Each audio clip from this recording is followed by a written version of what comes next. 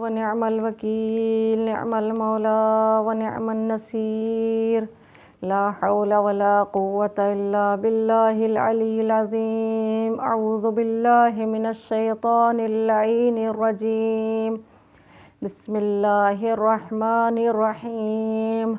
الحمد للہ الذی ہدانا لہذا وما كنا لنہتدی لولا ان ہدانا اللہ لقد جاءت رسل ربنا بالحق والصلاة والسلام علی اشرف الانبیاء والمرسلین سیدنا وحبیب قلوبنا وطبیب نفوسنا ابی القاسم مصطفیٰ محمد، اللہم صل علی محمد وآل محمد وعلى أهل بيته الطيبين الطاهرين المعصومين المظلومين ولعنة الدائمة الباقية على أعدائهم أجمعين. أما بعد، فقد قال الله تبارك وتعالى في القرآن المجيد وأصدق الصادقين وقوله الحق. بسم الله الرحمن الرحيم. وما أصابكم من مصيبة فبما كسبت أيديكم ويعفو عن كثير. تمام تر تعریفیں ہیں اس ذات کے لیے کہ جس نے زمین کا فرش بچھایا، آسمان کا آشیانہ لگایا، ہواؤں میں روانی بخشی، اور جس کی تعریف اور تمجید مولا کائنات علی ابن ابی طالب نہج البلاغہ میں اس طرح کرتے ہوئے نظر آتے ہیں: الحمد للہ الذی لا یبلغ مدحتہ القائلون، کہ ساری ستائش ہے اس پروردگار کے لیے کہ جس کی تعریف کرنے والے بھی نہ کر سکیں۔ ولا یحصی نعماہ العادون، کہ جس کی نعمتوں کو شمار کرنے والے بھی شمار نہ کر سکیں، یعنی اتنی بے انتہا نعمتیں، اور ان نعمتوں کو جو شمار کرنا بھی چاہے وہ شمار نہ کر سکے۔ ولا یؤدی حقہ المجتہدون، اور جو اس کا حق ادا کرنے کی کوشش بھی کرے اس کے حق کو ادا نہ کر سکے۔ پھر فرماتے ہیں الذی لیس لصفتہ حد محدود، جس کی توصیف کی کوئی حد معین نہیں۔ ولا نعت موجود، جس کی کوئی صفت بیان ہی نہیں کر سکتا۔ ولا وقت معدود، اور نہ ہی کوئی مقرر وقت ہے۔ ایسے پروردگار کی ایک محکم اور متقن کتاب کا جو ارشاد ہے: وما اصابکم من مصیبت فبما کسبت ایدیکم ویعفو عن کثیر، اور جو مصیبت تم تک پہنچتی ہے وہ تمہارے ہی ہاتھوں کے کمائے ہوئے اعمال کی وجہ سے ہے، اور خدا تو بہت کچھ معافی فرما دیتا ہے۔ آیت کے ذیل میں عمل اور عکس العمل، ایکشن اینڈ ری ایکشن جیسے عنوان کے تحت گفتگو ہو رہی تھی۔ آج اس کے انشاءاللہ چھٹے مرحلے میں ایک بہت ہی مہم موضوع کو لے کر آپ کی خدمت میں ہیں۔ وہ موضوع ہے احترام۔ احترام کے سلسلے میں انشاءاللہ گفتگو کرنی ہے۔ جیسا کہ آپ کی خدمت میں عرض کرتی آ رہی ہوں کہ انسان کے ہر عمل کا اثر اس کی زندگی پر ہوتا ہے، اور ہر عمل تاثیر گزار ہے، وہ چھوٹے پیمانے پر ہو یا بڑے پیمانے پر ہو، لیکن اس کا اثر ضرور ہوتا ہے۔ مثال کے طور پر جس طرح سے ہم ماحول کے اندر اگر درخت کاری کرتے ہیں تو انوائرمنٹ اچھا ہوتا ہے، بارشیں ہوتی ہیں، اس کا ایک اچھا اثر ہوتا ہے، لیکن اگر ہم درختوں کی کٹنگ شروع کر دیتے ہیں اور درخت کاٹنا شروع کر دیتے ہیں تو اس کا اثر یہ ہوتا ہے کہ بارشیں کم ہو جاتی ہیں اور ماحول پر اس کا اثر پڑتا اور قحطی جیسی مصیبت بھی آ جاتی ہے۔ بالکل ایسے ہی انسان کے اعمال کا اثر اس کی زندگی پر ہوتا ہے۔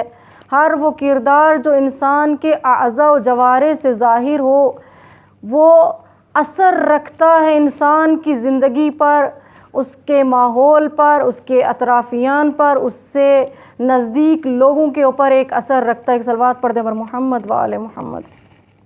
اللہم صلی علی محمد.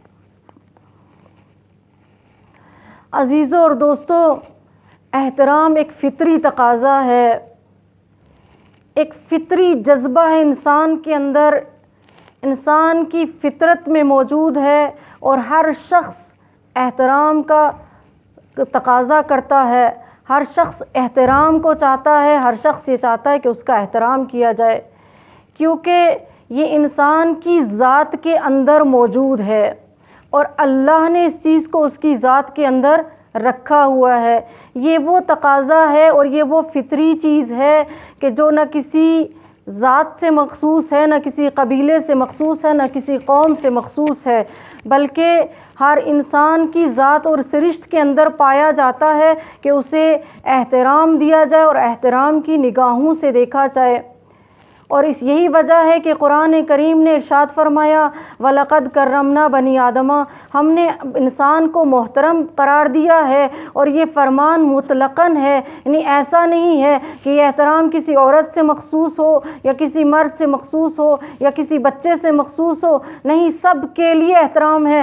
حتیٰ وہ بچہ جو ابھی ماں کے شکم میں موجود ہے، اسلام اس کے لیے ارث و میراث کا قائل ہے. اور یہ بات اس بات کی دلیل ہے کہ اسلام حتیٰ ہر وہ ذی روح کہ جس کے اوپر لفظ انسان صادق آتا ہو، اس کے لیے احترام کا قائل ہے. احترام کا فائدہ یہ ہے، چونکہ ہم بحث انہی موضوعات کو لے کر کے کر رہے ہیں، کہ انسان کے کاموں کا اثر ہوتا ہے، جو بھی انجام دیتا اس کی ایک تاثیر ہے زندگی میں. اور اس کا اثر یہ ہے کہ جب ہم کسی کو احترام دیتے ہیں، کسی کا احترام کرتے ہیں، تو جس شخص کا احترام کیا جاتا ہے وہ اپنی ذات میں خود کو محترم محسوس کرتا ہے، وہ اپنے لیے عزت کا قائل ہوتا ہے. جب خود اس کی نگاہوں میں اس کی عزت بڑھ جاتی ہے تو وہ ایسے ہر کام سے پرہیز کرتا ہے کہ جس سے اس کی عزت کے اوپر آنچ آئے، ہر اس عمل سے خود کو دور رکھتا ہے کہ جس سے اس کی عزت خطرے میں پڑ جائے. مثال کے طور پر اگر ہم کسی بچے کو عزت دیتے ہیں اور بار بار یہ کہتے ہوئے نظر آتے ہیں کہ ہمارا بیٹا تو ماشاءاللہ سے بہت اچھا ہے، ہمارے احترام کا خیال رکھتا ہے، جب ہم اس کو یہ کہہ کر مخاطب کرتے ہیں تو بچہ بھی کوشش کرتا ہے کہ میں کوئی ایسا کام نہ کروں جس سے میری یہ عزت ختم ہو جائے، اور میرے والدین کے دماغ میں یہ جو بات موجود ہے کہ ہمارا بیٹا اچھا ہے، اور یہ بات میرے والدین کے دماغ سے محو نہ ہو جائے، لہٰذا اس لیے وہ اپنی جان کی بازی لگا دیتا ہے اور اپنے والدین کے احترام کو محفوظ رکھتا ہے. یا مثال کے طور پر آپ سماج میں کسی کو امین کہہ کر پکارنے لگیے کہ یہ شخص بہت امین ہے،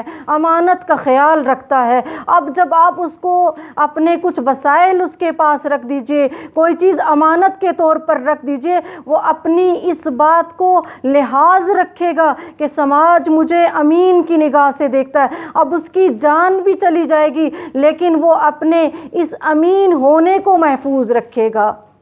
اور یہی وہ چیز ہے کہ جس کی طرف مولا کائنات ارشاد فرماتے ہیں کہ من کرمت علیہ نفسہ، کہ جس کا نفس محترم ہو جاتا ہے، ہانت علیہ شہواتہ، اس کے لیے اس کی شہوات، اس کی خواہشات پست ہو جاتی ہیں.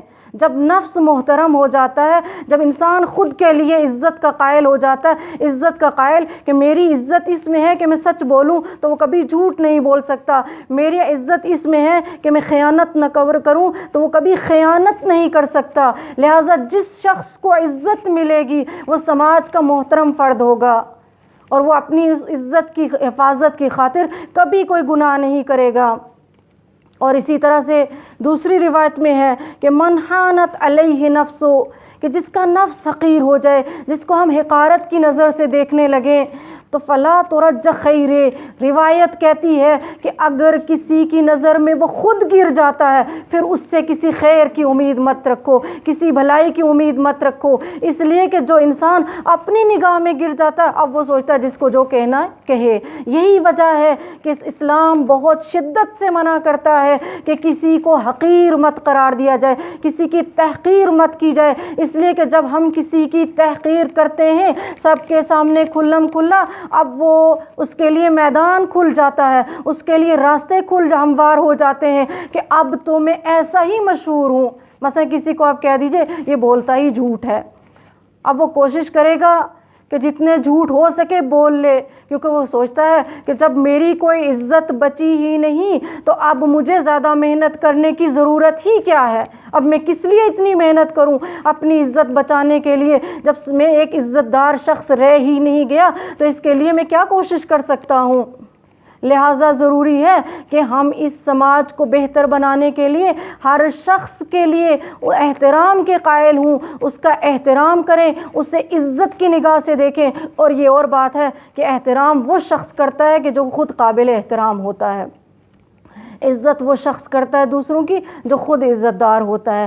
عزت دار انسان ہمیشہ کوشش کرتا ہے کہ دوسرے کو عزت دے اور اس سے لے۔ کبھی کبھی ہم بچوں کی بات پر ناراض ہو جاتے ہیں، مثلا ہم کہتے ہیں کہ تمہیں بڑوں کا احترام کرنا نہیں آتا، بڑوں کی عزت کرنا نہیں آتی، تو وہ کبھی کبھی پلٹ کر کہہ دیتے ہیں کہ بڑے اپنی عزت خود کروائیں، پہلے ہماری عزت کریں پھر اپنی عزت کروائیں۔ ہمیں یہ بات بری تو بہت لگ جاتی ہے، لیکن چونکہ بچے بہت سچے ہوتے ہیں، سچی بات کہہ کر ہمارا مزاج تو تلخ کر دیتے ہیں، لیکن بات حقیقت کہتے ہیں کہ اگر عزت کروانی ہے، احترام کروانا ہے، پہلے خود عزت کرو، پہلے خود احترام کرو۔ ایک صلوات پڑھ دے بر محمد وآل محمد، اللہم صلی علی محمد وآل محمد۔ عزیزوں اور دوستو، احترام کا موضوع اتنا وسیع ہے کہ اس مختصر سے وقت میں اس کے تمام پہلو پر روشنی نہیں ڈال پاؤں گی۔ یقیناً بہت ہی وسیع موضوع ہے۔ احترام زندگی کے ہر گوشے میں پایا جانا چاہیے، ہر لمحے ایک دوسرے کا احترام کا خیال رکھنا چاہیے، ہر طریقے سے ایک دوسرے کا احترام کا خیال رکھنا چاہیے۔ اگر بہت ہی مختصر کروں میں اس کو تو 2 حصوں میں تقسیم کر سکتی ہوں، 2 حصوں میں اس کو ڈیوائیڈ کر سکتی ہوں۔ یعنی احترام ایک رفتار کے اندر اور دوسرا گفتار کے اندر۔ رفتاری احترام تو اتنا وسیع ہے کہ اگر 6-7 دن بھی مسلسل اس کے اوپر بولا جائے تو بھی کم ہے، اتنی وسعت اس کے اندر پائی جاتی ہے۔ صرف اس کے 2 پہلو پر سرسری نگاہ ڈالتے ہوئے انشاءاللہ گفتاری احترام کو مورد بحث قرار دوں گی۔ رفتاری احترام میں ہمیں اپنے گھروں میں 2 باتوں کا بہت شدت سے خیال رکھنا چاہیے، میری نگاہ میں بہت مہم ہے اس لیے بیان کر رہی ہوں۔ ایک یہ کہ ہمیں دوسروں کے احساسات کا احترام کرنا چاہیے۔ اگر ہم چاہتے ہیں کہ ہمارے گھر کا ماحول محترمانہ رہے، گھر کا ہر فرد ایک دوسرے کی دل سے عزت کرے۔ ایک وقت وہ ہوتا ہے کہ ہم ڈانٹ پھٹکار کر دوسروں کو مجبور کرتے ہیں کہ دوسرا ڈر کر ہمارے سامنے ہماری عزت کرے، اس عزت کا کوئی فائدہ نہیں۔ لیکن ایک وقت یہ ہوتا ہے کہ سامنے والے کا دل جھکا ہوتا ہے آپ کے لیے، سامنے والا دل سے آپ کی عزت کر رہا ہوتا ہے۔ وہ تب ہوتا ہے کہ جب ہم جو رفتاری ہمارے جو اخلاقیات ہیں ان میں ہم ایک چیز، پہلی چیز جس کے اوپر ہمیں خیال رکھنا چاہیے جس کا، وہ یہ ہے کہ ہمیں دوسروں کے احساسات کا خیال رکھنا چاہیے، دوسروں کے احساسات کا احترام کرنا چاہیے۔ ایسا نہ ہو کہ اگر ہمیں گھر میں دال پسند ہے، مثلا مجھے دال پسند ہے، اب گھر کا ہر فرد مجبور ہو دال کھانے کے لیے۔ بالفرض مجھے پسند نہیں کہ میں فلاں شخص کے گھر جاؤں، اب گھر کا ہر فرد مجبور ہو کہ کوئی وہاں جا نہ سکتا ہوں۔ جو مجھے پسند ہو بس وہی ہو، جو میں چاہوں بس وہی ہو، باقی سب لوگ اسی کے ماتحت عمل کر رہے ہوں، تو یہ وہاں پر ایک جبر کی سی کیفیت پیدا ہو جاتی ہے۔ یعنی سب کے احساسات کو کچل کر کے اپنی بات کو منوانا، یعنی جو ہم چاہ رہے ہیں وہی تم چاہو۔ اگر سامنے والے کو دال نہیں پسند، سبزی کھانا چاہتا ہے تو کیا حرج ہے؟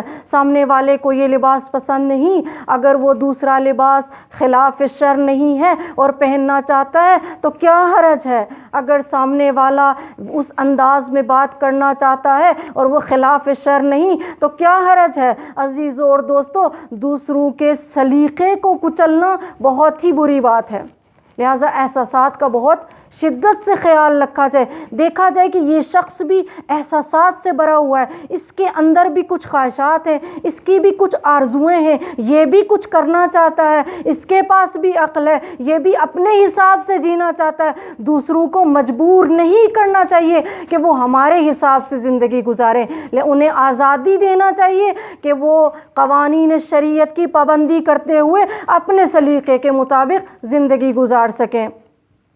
اور دوسری چیز جو ہے وہ تجسس ہے۔ ہم گھر میں ساتھ میں رہ رہے ہوتے ہیں، گھر میں ماں باپ بھی ہوتے ہیں، بہن بھائی بھی ہوتے ہیں، بھابیاں بھی ہوتی ہیں، دیور جیٹھ وغیرہ بھی ہوتے ہیں۔ ہمارے یہاں جیسے کہ جو ایک جوائنٹ فیملیاں ہوتی ہیں ان میں سب طرح کے لوگ موجود ہوتے ہیں۔ اگر تجسس آ جاتا ہے تو اس فیملی میں حرمتیں ختم ہو جاتی ہیں، حرمت ٹوٹ جاتی ہے ایک دوسرے کی۔ اس ٹوہ میں لگے رہنا، کیا کھا رہا ہے، کیا پی رہا ہے، کیا کر رہا ہے، کہاں جا رہا ہے، کیسے گزار رہا ہے، یہ وہ باتیں ہیں جس کا مطلب یہ ہے کہ ہم سیدھے سیدھے دوسرے کے ذاتیات میں شامل ہو رہے ہیں، دوسرے کی ذاتی زندگی کے اندر گھس رہے ہیں، تجسس کر رہے ہیں۔ وَلَا تَجَسَّسُوا وَلَا يَغْتَبْ، قرآن نے بہت ہی شدت سے منع کیا کہ لوگوں کو آرام سے جینے دو۔ کون کیسے جی رہا ہے، گھر میں بھابھی کیسے جی رہی ہے، نند کیسے جی رہی ہے، دیور کیسے جی رہا ہے، ساس کیسے جی رہی ہے، کیا کھا رہی ہے، کیا پی رہی ہے، کمرے میں اس کے کیا رکھا ہے، کیا وسائل ہیں، ان سب کے سلسلے میں تجسس کرنے کا مطلب یہ ہے کہ ہم سیدھے سیدھے اس کی وہ چیزیں کہ جن میں وہ پسند نہیں کرتا کہ ہم گھسے وہاں تک جا رہے ہیں، یعنی اس کی حرمت کو توڑ رہے ہیں۔ اور یہ حق الناس بھی ہے، اور حق الناس وہ چیز ہے کہ روز قیامت سارے گناہ معاف کر دیے جائیں گے، لیکن حق الناس کو اللہ معاف نہیں کرے گا مگر اس وقت تک جب تک وہ شخص معاف نہ کر دے۔ اور بہت بعید نظر آتا ہے کہ قیامت کے دن کوئی شخص کسی کو معاف کر دے، اس لیے کہ وہاں تو معاف کرنا دور کی بات ہے، وہاں تو ہر شخص اس چکر میں پڑا ہوگا کہ کہیں سے کچھ ملے اور اپنے اعمال کا پلڑا جو ہے وہ بھاری ہو جائے۔ لہٰذا یہ احساسات کی منزل اور تجسس کی منزل میں ہمیں، جب گھر میں ہم ساتھ میں رہ رہے ہوتے ہیں، ایک دوسرے کے ساتھ زندگی گزار رہے ہوتے ہیں، تو اپنے لیے بارڈرز کے قائل ہوں، اپنے لیے بھی بارڈر رکھیں، ایک حد و حدود رکھیں، اور دوسرے کے لیے بھی حد و حدود رکھیں۔ جیسا کہ بعض سماج میں ایسا بھی ہوتا ہے کہ مثلاً گھر میں سو رہے ہیں، دوسرا سیدھا تب آ کے پہنچ جاتا ہے اور بیڈ کے سرانے کھڑا ہو کر کہتا ہے السلام علیکم۔ اب سامنے والے کو فرصت ہی نہیں ہوتی کہ وہ خود کو صحیح سنبھال کے اٹھ سکے اور سلام کا جواب دے سکے۔ یہ ایک بہت بری بات ہے کہ انسان سیدھا کسی کے بیڈ روم تک پہنچ جائے، سیدھا کسی کے کچن تک پہنچ جائے، سیدھا کسی کی ذاتیات تک پہنچ جائے، اور یہ حق الناس ہے۔ اب جو دوسری بحث جسے مجھے کرنا ہے وہ ہے تخاطب کا طریقہ، تکلم کا طریقہ۔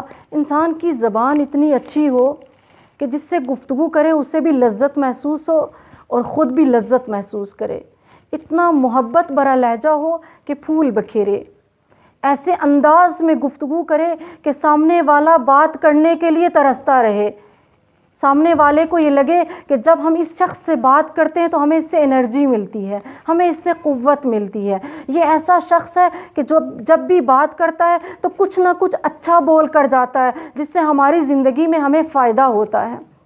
اور وہ کیا طریقہ ہے کہ احترام کے ساتھ گفتگو کریں۔ ہمیں قرآن سکھاتا ہے کہ ہمیں کیسے گفتگو کرنی چاہیے۔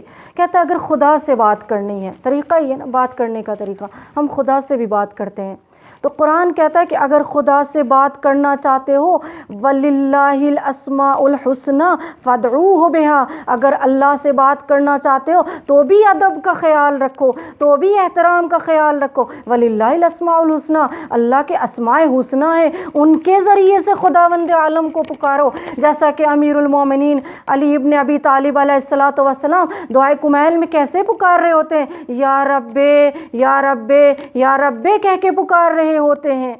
یہ ایک ادب ہے انسان کا کہ جب وہ اپنے رب کو بھی مخاطب کرے تو ایسے مخاطب کرے، اللہ سے ایسے گفتگو کرے۔ اگر پیغمبر سے بات کرنا چاہتے ہیں تو کیسے بات کریں، پیغمبر سے گفتگو کرنا چاہیں تو کیسے گفتگو کریں، تو قرآن فرماتا ہے لا ترفعوا اصواتکم علی صوت النبی، اپنی آواز کو نبی کی آواز سے اونچا مت کرو۔ بات کرنے کا طریقہ یہ ہے کہ جب نبی سے مخاطب ہو، جب نبی کے ساتھ راز و نیاز کر رہے ہو تو ایسی آواز، اپنا انداز دھیما رکھو۔ پیغمبر اسلام فرماتے ہیں اے ابو ذر کہ جب تم جنازے میں جاؤ، جب تم زیارت کے لیے جاؤ، جب تم کسی مریض کی عیادت کے لیے جاؤ، آہستہ بولو۔ خدا ہم سب کو ائمہ علیہ الصلوۃ والسلام کے حرم کی زیارت کی توفیق نصیب کرے، ہم ان کی قبور پر جائیں۔ احترام کا تقاضا یہ ہے کہ جب ہم ان کی زیارت کے لیے جائیں تو چلنے میں بھی ادب ہو اور مانگنے میں بھی ادب ہو، یعنی جب ہم مانگیں تو دھیمی آواز میں مانگیں، ایسے مانگیں کہ ہماری آواز، ہمارا لہجہ اونچا نہ ہو۔ اور اس کے بعد اگر ہم چاہتے ہیں کہ والدین کے ساتھ گفتگو کریں تو قرآن ہمیں سکھاتا ہے کہ اپنے والدین کا احترام کیسے باقی رکھو۔ قرآن کہتا ہے قُل لَهُ قَوْلًا کریما، ان کے ساتھ نرمی کے ساتھ بات کرو، اچھے انداز میں بات کرو، نرم لہجے میں گفتگو کرو، ایسے انداز میں بات کرو کہ انہیں برا لگ جائے، کوئی بات تمہاری انہیں سخت لگ جائے۔ لہذا قُل لَهُ قَوْلًا کریما۔ پھر اگر استاد کے ساتھ گفتگو کرنی ہے، خلاصہ کے طور پر خلاصتاً ہر بات آپ کی خدمت میں عرض کرتی چلوں کہ اگر ہمیں استاد کے ساتھ گفتگو کرنی ہے تو ہم کیسے استاد کے ساتھ گفتگو کریں؟ بہرحال استاد وہ ہے جو ہماری زندگی کو بناتا ہے، جو ہمیں سنوارتا ہے، جو ہماری دنیا اور آخرت کو بنا دیتا ہے، تو ہمیں اس کے ساتھ کیسے گفتگو کرنی چاہیے؟ ہمیں جناب موسیٰ سکھاتے ہیں، قرآن بیان کرتا ہے کہ جب استاد سے ملو تو ایسے بات کرو، هل اتبعک، کیا اجازت ہے؟ کس بات کی اجازت ہے؟ الا تعلمنی مما علمت، کیا اجازت ہے میں آپ سے وہ سب سیکھ سکوں جس کی تعلیم آپ کے پاس ہے، جو آپ نے سیکھا ہے؟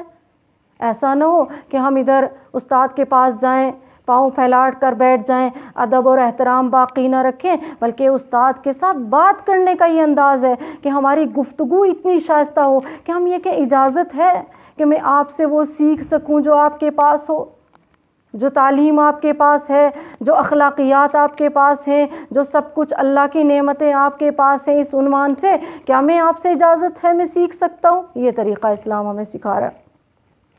اس کے بعد مومنین سے گفتگو کا طریقہ ہے، یعنی ہم آداب معاشرت سکھائے جا رہے ہیں کہ اگر ہم آپس میں ملیں، آپس میں بات چیت کریں، ایک دوسرے کو مخاطب کرنا چاہیں، کیا بات چیت کریں، کیسے مخاطب کریں؟ تو قرآن بتاتا ہے وَهُدُوا إِلَى الطَّيِّبِ مِنَ الْقَوْلِ، کہ جب تم آپس میں بات کرو تو تمہاری گفتگو پاکیزہ ہونا چاہیے۔ اب یہ معاشرے کی بات ہے، ظاہر سی بات ہے استاد سے ہم علمی باتیں کریں گے، لیکن جب معاشرے میں بات کریں گے، اسی لیے ارشاد ہے الی الطیب، یعنی خود الطیب، یعنی من القول، پاکیزہ باتیں کرو۔ استاد کے ساتھ علمی بات کریں گے، معاشرے میں ہر بات ہوتی ہے، ہر طرح کی گفتگو ہوتی ہے، اسی لیے قرآن کہتا ہے کہ جب معاشرے میں لوگ ایک دوسرے کے ساتھ ملیں، ایک دوسرے کے ساتھ اٹھے بیٹھیں تو وہ پاکیزہ گفتگو کریں، یعنی ہماری گفتگو غیبت سے پاک ہو، ہماری گفتگو جھوٹ سے پاک ہو، ہماری گفتگو تہمت سے پاک ہو، ہماری گفتگو میں کینے اور حسد کی بو نہ آتی ہو، ہماری گفتگو میں جہالت کی بو نہ آتی ہو، ہم وہ باتیں کریں جو ہم سے اور سامنے والے سے مربوط ہوں اور ان میں بھی ادب پایا جاتا ہو۔ معمولاً دیکھنے کو ملتا ہے کہ جہاں دو خواتین بیٹھ گئیں، اب تو مرد بھی اس میں پیچھے نہیں رہ گئے، ماشاءاللہ لا ماشاءاللہ۔ زمانہ ایسا ہے، آخری زمانہ ہے، شیطان کا شدت سے غلبہ ہے انسانوں کے اوپر۔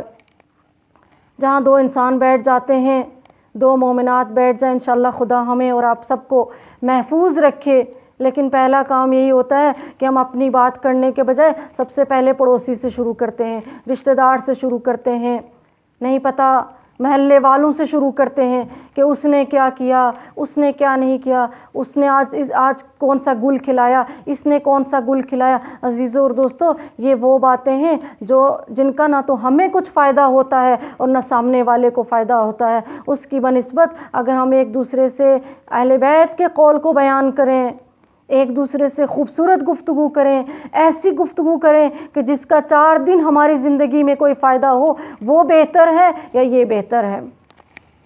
اور اس کے بعد ایک طریقہ یہ بھی سکھایا کہ ہمیں اولاد کے ساتھ کیسے گفتگو کرنی چاہیے۔ ایک صلوات پڑھتے بر محمد و آل محمد، اللہم صلی علی محمد و آل محمد۔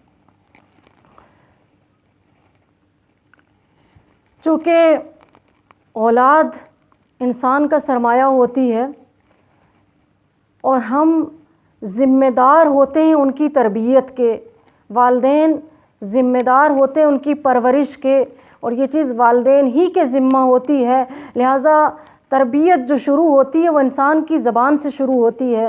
اب اولاد کے لیے کیسا لہجہ اپنانا چاہیے، اس لہجے میں کیسی چاشنی ہو کہ جو اولاد ہماری بات کو فوراً سننے کے لیے تیار ہو، کیسا محبت بھرا لہجہ ہونا چاہیے کہ اولاد سر جھکا کر ہمارے سامنے کھڑی ہو جائے۔ یہ قرآن ہمیں سکھاتا ہے۔ قرآن کہتا ہے کہ جناب لقمان جب اپنے بیٹے سے بات کرنا چاہتے ہیں تو یہ انداز اپناتے ہیں، یا بنیا لا تشرک باللہ۔ جب مخاطب کرتے ہیں اتنا محبت بھرا انداز ہے، اتنا چاشنی سے بھرا ہوا انداز ہے، اتنا لذیذ انداز ہے کہ سامنے والے کے کان خود متوجہ ہو جائیں، سامنے والے کا قلب خود متوجہ ہو جائے۔ یا بنیا، اے میرے بیٹے، اے میرے لال۔ یہ ہمیں سکھایا جا رہا ہے کہ جب ہم بچوں کو مخاطب کریں تو کیسے مخاطب کریں، اپنا لال کہہ کر مخاطب کریں، اپنا چاند کہہ کر مخاطب کریں، یعنی وہ محبت بھرے الفاظ جو بچوں کے دل کو نرم کر سکتے ہوں اور ہمیں ضرورت نہ پڑے اس کے بعد کسی سخت لہجے کو اپنانے کی، وہ الفاظ استعمال کرنا چاہیے۔ البتہ یہ ہر کلچر میں، ہر سماج میں اپنے اپنے حساب سے ہوتے ہیں، ہر ماں اپنے حساب سے کلمات کا استفادہ کرتی ہے، لیکن ایسے کلمات ہونا چاہیے، ایسے جملے ہونا چاہیے کہ قلب خود بخود جھک کر آپ کی طرف چلا آئے۔ یا جناب یعقوب ہیں، کہتے ہیں یا بنیا لا تقصص رؤیاک، اے میرے لال، اے میرے بیٹے، اے میرے فرزند، اپنی خواب کو کسی سے بیان مت کرنا۔ یعنی ہم بھی اپنے بچوں کو سے سکھا سکتے ہیں کہ بیٹا اپنی ہر بات کسی کو بتا مت دینا، ہر کوئی اچھا نہیں ہوتا، ہر کوئی اس لائق نہیں ہوتا کہ اس سے اپنے دل کی بات کہہ دی جائے۔ اپنے بچوں کو سمجھانے کا طریقہ سکھا رہے ہیں کہ ہر کوئی ایسا نہیں ہوتا کہ جس سے اپنے دل کا راز کھول دیا جائے، کچھ لوگ اس کے لائق ہوتے ہیں اور کچھ لوگ اس میں خیانت کر جاتے ہیں، اور یہ سمجھانے کا طریقہ ہے۔ اور پھر جناب یعقوب کہتے ہیں سوف استغفر لکم، اے میرا بچہ میں آپ کے لیے دعا بھی کروں گا، اگر کہیں خطا ہو جاتی ہے میں دعا بھی کروں گا۔ یہ ایک طریقہ ہے کہ تربیت کا، کہ اپنے بچوں سے یہ کہا جائے کہ ہم ظاہراً جو آپ سے گفتگو کر رہے ہیں، ظاہراً جو مخاطب ہیں، یہ تو طریقہ ہے ہی، ہم اپنی دعاؤں میں بھی تمہیں اپنا حصے میں شامل رکھتے ہیں۔ اور اس لیے پیغمبر اسلام فرماتے ہیں الدعاء الوالد لولدہ کالدعاء النبی لامتہ، کہ باپ کی دعا اولاد کے لیے ایسے ہی ہے جیسے نبی کی دعا امت کے لیے ہے۔ ہمیں اپنی اولاد کے لیے دعا بھی کرنا چاہیے، یہ بھی ان کے حق میں ایک احترام ہے، یہ بھی ایک احترام کی ایک صورت ہے کہ ہم جس کے لیے احترام کا قائل ہوں اسے اپنی دعاؤں میں بھی یاد رکھیں۔ اور یہ سیرہ نبوی بھی ہے بچوں کے احترام کے لیے۔ اگر ہم آئیڈیل دیکھنا چاہتے ہیں تو پیغمبر اسلام سے بڑھ کر کون آئیڈیل ہوگا، کون نمونہ ہوگا؟ ممکن ہے کہ کوئی یہ سوچے کہ پتہ نہیں کیوں ان کا اصرار اس بات پر ہے کہ بچوں کا احترام کیا جائے۔ یہ اصرار میری طرف سے نہیں ہے، بلکہ یہ اسلام کی طرف سے یہ تاکید کی گئی ہے کہ بچوں کا بھی احترام کیا جائے، اولاد کا بھی احترام کیا جائے۔ پیغمبر آئیڈیل ہیں، لقد کان لکم فی رسول اللہ اسوۃ حسنہ، کہ پیغمبر تمہارے لیے آئیڈیل ہیں۔ اب ہم دیکھیں کہ پیغمبر کیسے ہیں، پیغمبر کا طریقہ کیا ہے۔ پیغمبر کا طریقہ یہ ہے کہ جب ان کی بیٹی فاطمۃ الزہرا ان کے گھر آتی ہیں، روایت کہتی ہے کانت اذا دخلت علی النبی، کہ جب فاطمہ پیغمبر کے پاس آتی ہیں، دیکھیے پیغمبر کا طریقہ کیا ہے، پیغمبر کیسے احترام کر رہے ہیں۔ پیغمبر کی بیٹی ہے، جن کی بیٹیاں ہوں وہ سیکھیں، وہ جانیں، وہ پہچانیں، اور دیکھیں کہ پیغمبر ایک بیٹی کے لیے کتنا احترام کے قائل ہیں۔ کانت اذا دخلت علی النبی، جب فاطمہ نبی کے پاس آتی ہیں، قام الیہا، پیغمبر کھڑے ہو جاتے ہیں، فاطمہ کے لیے آگے بڑھتے ہیں، اور صرف اتنا ہی نہیں کرتے، فتقبلہا، فاطمہ کو بوسہ دیتے ہیں، اور اس کے بعد کیا کرتے ہیں، فجلسہا فی مجلس، اس جگہ پر بٹھاتے ہیں جہاں پر خود بیٹھے ہوتے ہیں۔ یہ پیغمبر کا طریقہ ہے کہ پیغمبر کیسے اپنی اولاد کا احترام کر رہے ہیں۔ جب ہم اپنی اولادوں کا ایسا احترام کریں گے، جب سماج میں بچوں کو ایسا احترام ملے گا، جب سماج میں ہر فرد کو اس طرح کا احترام ملے گا تو وہ یقیناً ویسا ہی محترمانہ انداز اپنائے گا، ویسے ہی کردار کو اپنائے گا کہ جس سے احترام کی خوشبو آتی ہو، جس سے ادب کی مہک آتی ہو۔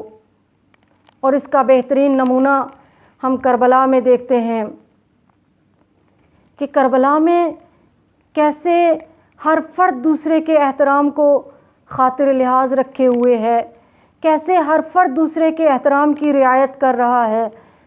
اگر غلام ہے تو اس کا سر بھی حسین کے زانوں پر ہے، احترام کا خیال رکھا جا رہا ہے۔ بہن ہے تو بھائی کو یا اخی کہہ کر مخاطب ہو رہی ہے، بچے ہیں تو یا ابی کہہ کر مخاطب ہو رہے ہیں، غلام ہیں تو یا مولا کہہ کر مخاطب ہو رہے ہیں۔ ایک طریقہ سکھایا ہے کربلا نے۔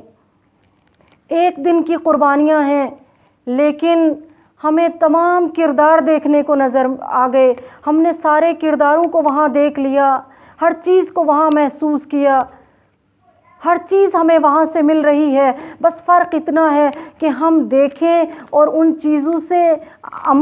چیزوں پر عمل کرنے کی کوشش کریں، عبرت حاصل کرنے کی کوشش کریں۔ عزیزوں اور دوستو، آج ہمیں ام لیلہ کو ان کے کڑیل جوان کا پرسہ دینا ہے، اس لیے کہ معمولاً ہندوستان اور پاکستان میں اکثر جگہوں پر لوگ آج کے دن جناب علی اکبر کا سوگ مناتے ہیں، جناب علی اکبر کے مصائب پڑھتے ہیں، تو آج ہمیں ام لیلہ کو ان کے کڑیل جوان کا پرسہ دینا ہے۔ عزیزوں اور دوستو، جب اصحاب شہید ہو گئے، جب انصار کام آ گئے، احباب اپنی قربانیاں پیش کر چکے، جب کوئی نہ بچا، جب بنی ہاشم کی قربانی کا وقت آ گیا تو ایک مرتبہ فرزند رسول آواز دیتے ہیں، بنیا تقدم، علی اکبر آگے بڑھو، علی اکبر میرے لال آگے بڑھو۔ نہ جانے کس دل سے حسین نے کڑیل کو بلایا ہوگا، نہ جانے کس دل سے آواز دی ہوگی۔ عزیزوں اور دوستو، علی اکبر آئے ہیں، سامنے کھڑے ہیں، نہ جانے کب سے انتظار کر رہے تھے، بابا اجازت دیں تاکہ دین پر قربان ہو جائیں۔ علی اکبر کھڑے ہیں، فاستأذن اباہ فی القتال، اے بابا جان اجازت ہے راہ خدا میں قربان ہو جاؤں۔ عزیزوں اور دوستو، روایت کے جملے ہیں فاستأذن لہ، ارے حسین اجازت تو دیتے ہیں لیکن ایک مایوس نگاہ ڈالتے ہیں علی اکبر کے اوپر۔ میں کہتی ہوں اللہ اکبر۔ اب حسین فرماتے ہیں، اے علی اکبر، اے علی اکبر، پہلے جاؤ خیمے میں اپنی پھوپھی سے رخصت ہو کر ارے تمہیں بڑی مشقتوں سے پالا ہے۔ علی اکبر در خیمہ پر آئے، خیمے میں جاتے ہیں، اپنی پھوپھی کے سامنے کھڑے ہو جاتے ہیں۔ اب جو پھوپھی کے سامنے کھڑے ہوتے ہیں، ایک نظر زینب ڈالتی ہیں علی اکبر پر، سر سے پیر تک دیکھتی ہیں، کہتی ہیں بیٹا علی اکبر کیوں خاموش کھڑے ہو، کیوں چپ کھڑے ہو؟ ارے علی اکبر کہتے ہیں، پھوپھی اماں اجازت دیجئے، میدان میں جانا چاہتا ہوں، پھوپھی اماں قربان ہونا چاہتا ہوں۔ عزیزو، زینب کہتی ہیں، علی اکبر کیا بابا نے اجازت دی ہے؟ کہاں پھوپھی اماں بابا نے اجازت دی ہے؟ کہا علی اکبر جب بھیا اجازت دے دیں تو میں کون ہوتی ہوں روکنے والی؟ عزیزو، علی اکبر رخصت ہونا چاہتے ہیں، بیویوں نے علی اکبر کو محاصرے میں لیا، علی اکبر درمیان میں کھڑے ہیں، سنیں گی بڑی سخت بات ہے۔ ایک مرتبہ ساری بیویاں ایک زبان ہو کر کہتی ہیں، علی اکبر جا رہے ہو ارحم غربتنا، علی اکبر جا رہے ہو تو جاؤ مگر ہماری غربت پر رحم کرنا۔ علی اکبر در خیمہ پر آئے، باہر نکلنا چاہتے ہیں، روایت کہتی ہے کسی نے علی اکبر کا دامن کھینچ لیا، علی اکبر خیمے میں پلٹے، اب دوبارہ جو نکلنا چاہتے ہیں پھر کوئی کھینچ لیتا ہے. ارے خیمے کا پردہ بار بار اٹھتا ہے، بار بار گرتا ہے. بیویوں، اب جو علی اکبر نکلے تو اس شان سے نکلے جیسے بھرے گھر سے جنازہ نکلتا ہو.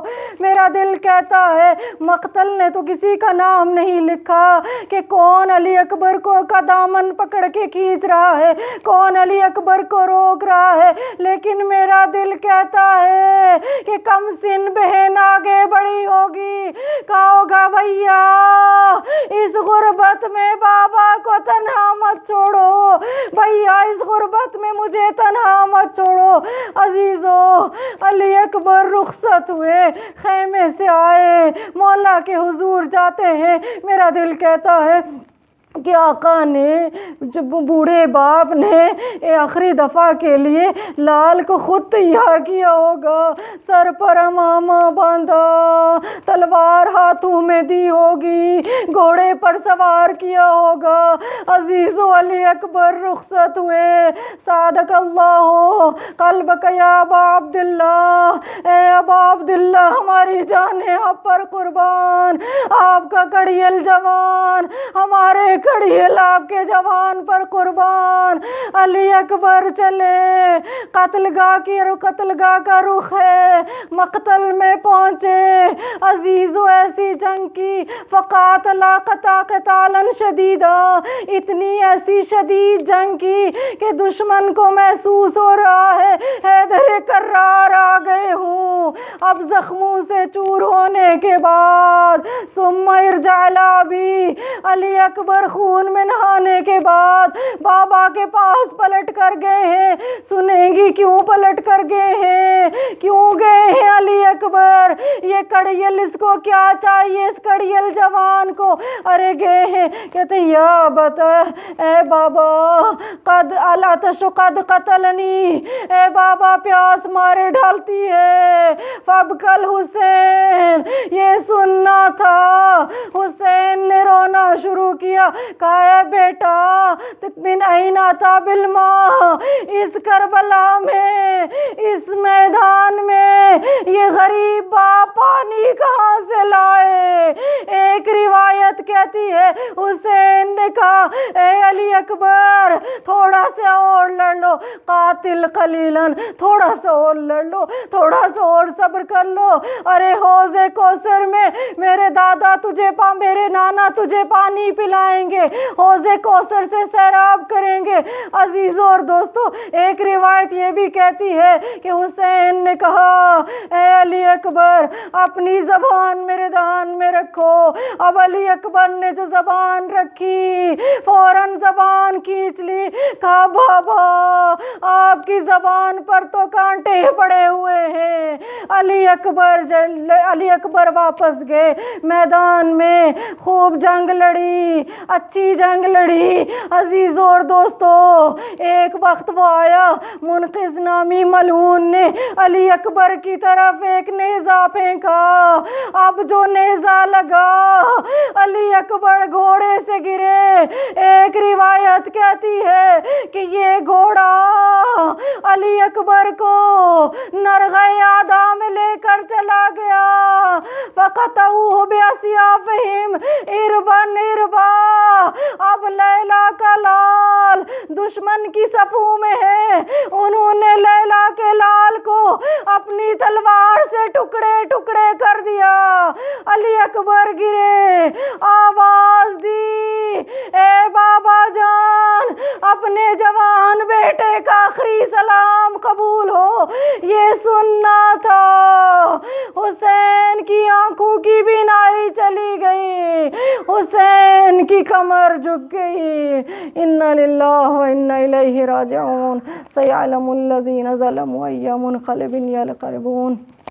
پروردگار جو واسطہ محمد و آل محمد کا ہماری اس مختصر سی عبادت کو قبول فرما.